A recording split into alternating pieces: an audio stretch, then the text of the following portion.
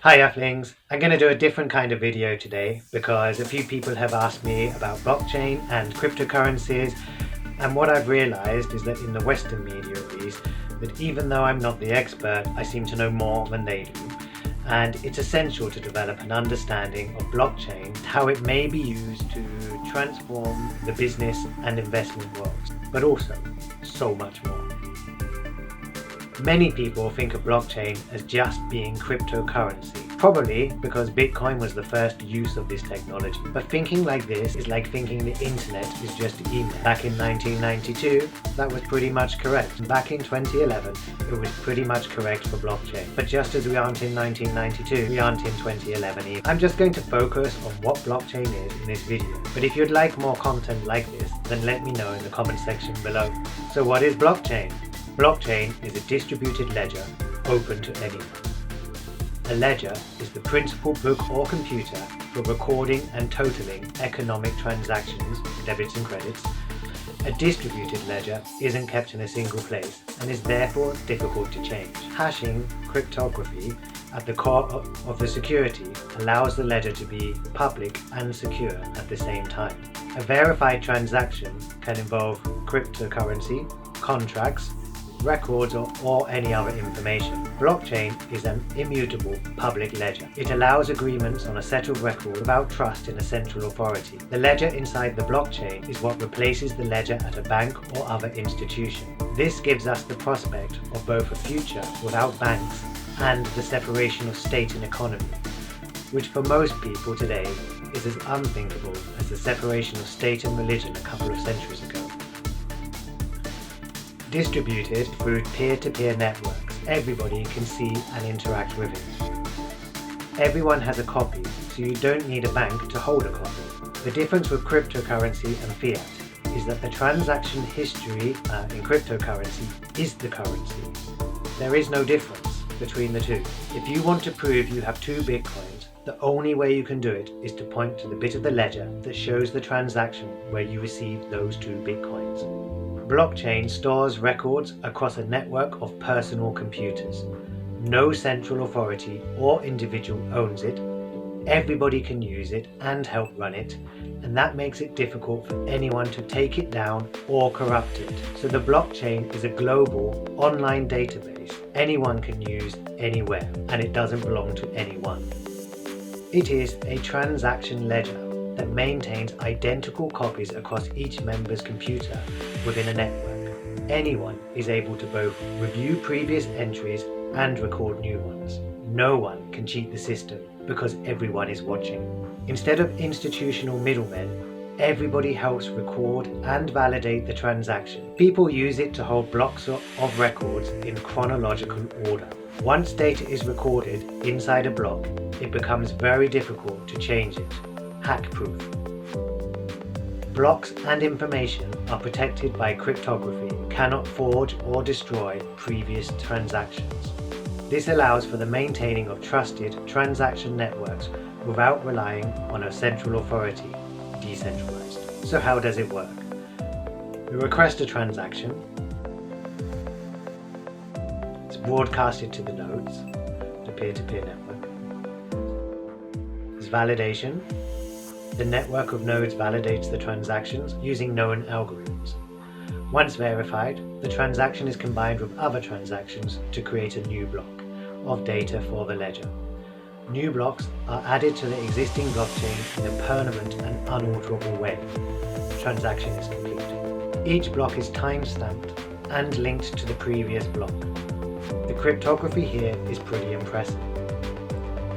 The problem with centralized data is bad actors look to capitalize on it. Whether they buy it from your social media or from your politicians or hack it from unsecured accounts, data is big business. The idea behind blockchain is to replace institutions with technology that can do the job better and empower individuals. The old system of centralized authorities making all the decisions in their slow, uncompromising way is being replaced by blockchain, which seeks to return power back to the people, regulatory power back to individuals. Since the computers on a peer-to-peer network are both users and verifiers, blockchain transactions have the potential to be costless. Everybody on the peer-to-peer network has a copy of the ledger, so this new era of blockchain automatically brings in a new era of transparency. And all these political parties that talk of transparency aren't informing you. The peer-to-peer nature of blockchain builds trust without institutions. Smart contracts using blockchain can create contracts that will only pay out when certain conditions are met, allowing us to do business knowing it is funded and will pay out when the work is complete. In a smart contract, all aspects of agreement, from facilitation to execution, are included. When the conditions are met, the contract can be self-executing and self-enforcing. Secure, automated alternatives to contract law. Newer, highly scalable technology means your transactions could be processed and verified in seconds. Blockchains aren't just going to be used for secure contracts between strangers and in cryptocurrency. Blockchain can allow citizens to vote anonymously and end election tampering. I expect we will see this soon, and it will spread throughout the democratic world. And you could even have an ad hoc referendum. Of course, blockchain won't make people more informed about what the topic is. The first step in building a block is gathering and adding all the current transactions to the block's ledger, broadcast to the whole network.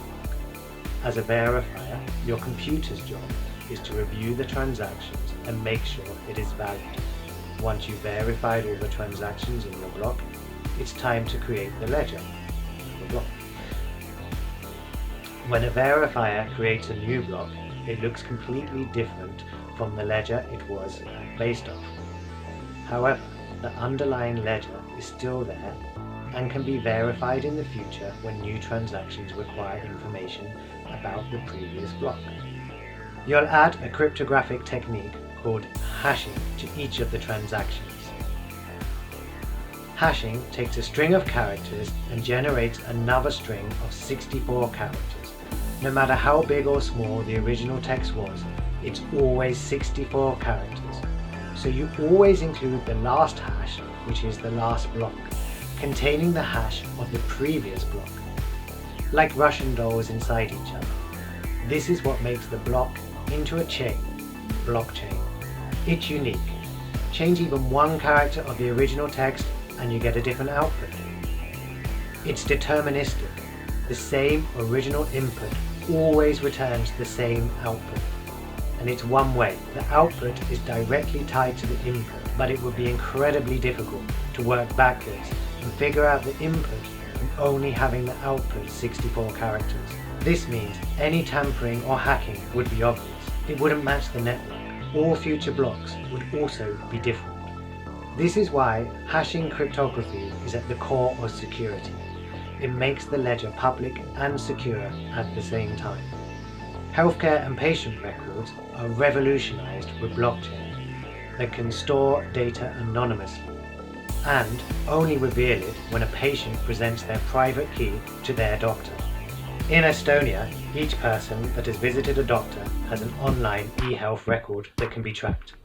Identified by their electronic ID card, the health information is kept completely secure and at the same time accessible to authorized individuals.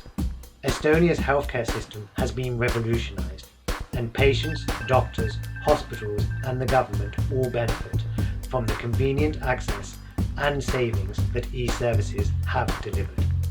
The electronic health record is a national system, integrating data from Estonia's different healthcare providers to create a common record every patient can access online. Patients have access to their own records, as well as those of their underage children and people who have given them authorization for access. With an electronic ID card, the patient can review doctors' visits and current prescriptions and check which doctors have had access to their files. Functioning very much like a centralized national database, the e-health record actually retrieves data as necessary from various providers who may be using different systems and presents it in a standard format via the e-patient portal, a powerful tool for doctors that allows them to access a patient's records easily from a single electronic file. Doctors can read test results as they are entered, including images such as X-rays, even from remote hospitals. Technology like this, where we can create trust between strangers without needing identity or citizenship, it's a threat to government itself.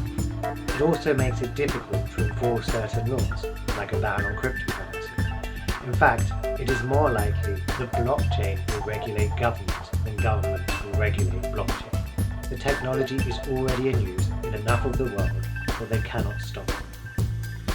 As cryptocurrencies grow in their use as currency rather than as assets, we will see the separation of state and finances. And this, I believe, will lead to the regulation of governments that just wasn't possible before. It is really the power being returned to the people.